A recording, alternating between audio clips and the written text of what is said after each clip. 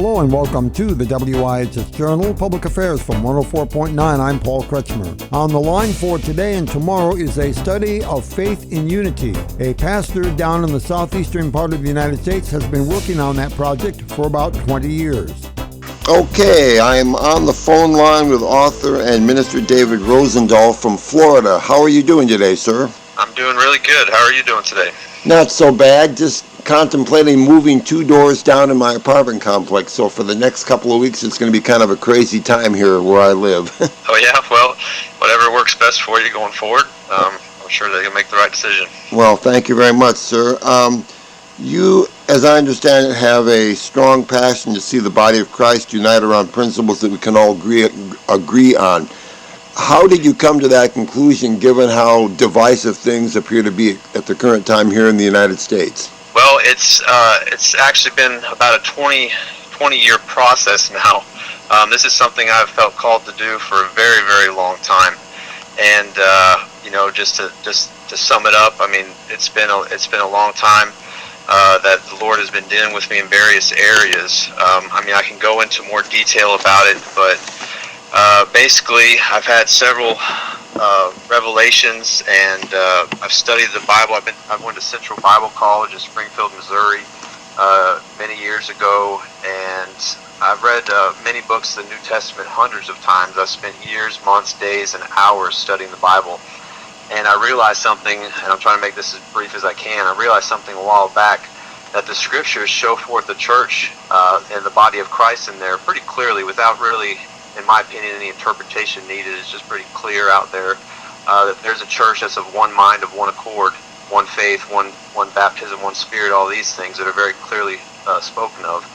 And so I didn't see this church out there, and I figured, well, I had a strong calling on my life to the ministry, and figured that maybe I would see what the Lord would do about possibly helping me to help us all go in that direction a little more, especially this time. Okay, so it's from what I understood you just say a moment ago, it's a long-term process. Yes, that's correct. About 20 years going now, the Lord working in my life in various areas and various events and even trials and that I've gone through to test my patience and perseverance over the years as well to bring me to this point. Not many people are used to thinking in terms of long-term. What do you think the Lord gave you that would enable you to stay the course over that kind of length of time?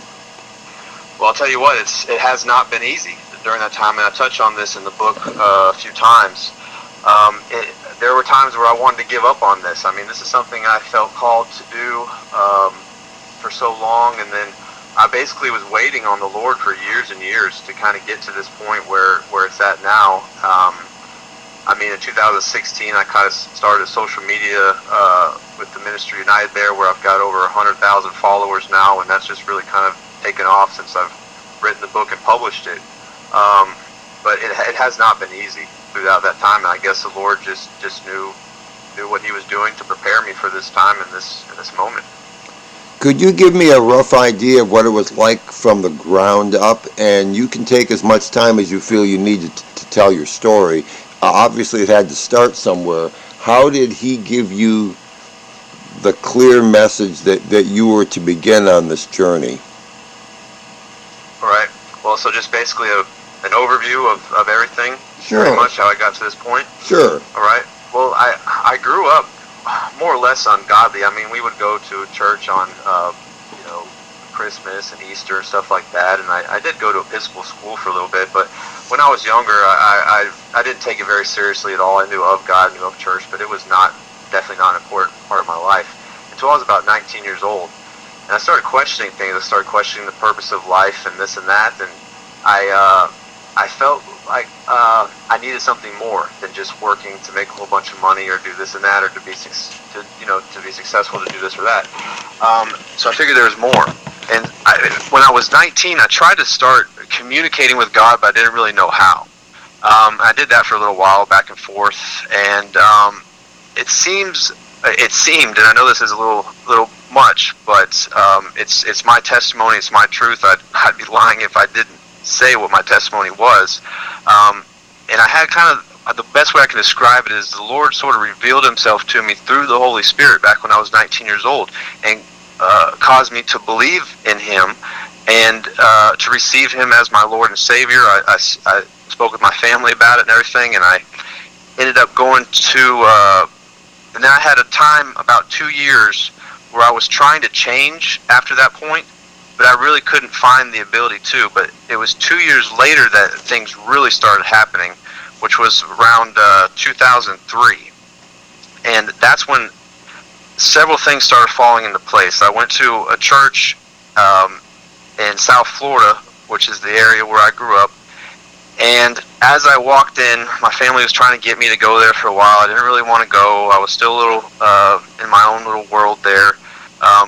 But I believed in the Lord, and I wanted to fully give my life and everything to Him. So I ended up going to this church. I got there late, and as I got there, the doors kind of, I walked through the doors, and people were coming up to do an altar call, so I pretty much got there towards the end of the service. And I walked straight up to the front there as people were going up, and I just put my hands up, and I had never really been in the church before of this nature. And the pastor kind of put his hand over me and said, Acts 10:38. And at the time, I didn't know what Acts 10:38 was, but I went and I bought a Bible after that called the Spirit-Filled Life Bible, New King James Version. And it said in Acts 10:38 how God anointed Jesus of Nazareth with the Holy Spirit and with power, and He went about doing good and healing all who were oppressed of the devil. And it had a little note in there, because it was a study Bible, that said Christians are also filled with the Holy Spirit, and they should minister as Jesus did. So I felt at that time that I was being sort of called into maybe a direction of the ministry. So I talked to the pastor after that, got baptized, and then was up in Central Bible College a few months later. And I mean, is this okay to go with this much detail, or do you want me to try to be more brief with this? No, you're doing just fine, sir. Thank you. Okay, all right, great. I appreciate that.